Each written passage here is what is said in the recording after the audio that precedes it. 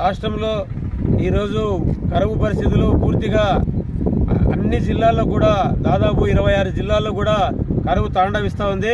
కానీ ప్రభుత్వం మాత్రము చోద్యం చూస్తూ ఉంది.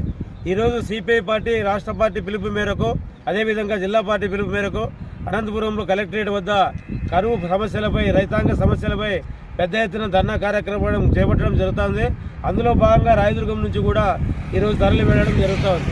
ముఖ్యంగా ఈరోజు రాష్ట్ర పరిస్థితి చూస్తూ ఉంటే రైతులపైన ముసలి కన్నీరు కార్చే విధంగా ఈ రాష్ట్ర ప్రభుత్వం పయనిస్తూ ఉంది. ఈరోజు రాష్ట్ర ప్రభుత్వము అధికారంలోకి వచ్చినప్పటి నుంచి నేటి వరకు కూడా రైతాంగాన్ని అన్ని విధాలుగా ఆదుకోలేకపోగా మేమేం అన్ని విధాలుగా ఆదుకుంటున్నాము, ఉచిత పథకాలు ఇస్తామని చెప్తా ఉన్నారు. ఈ ఉచిత పథకాలు ఇస్తే రైతుల పరిస్థితి ఏంటి?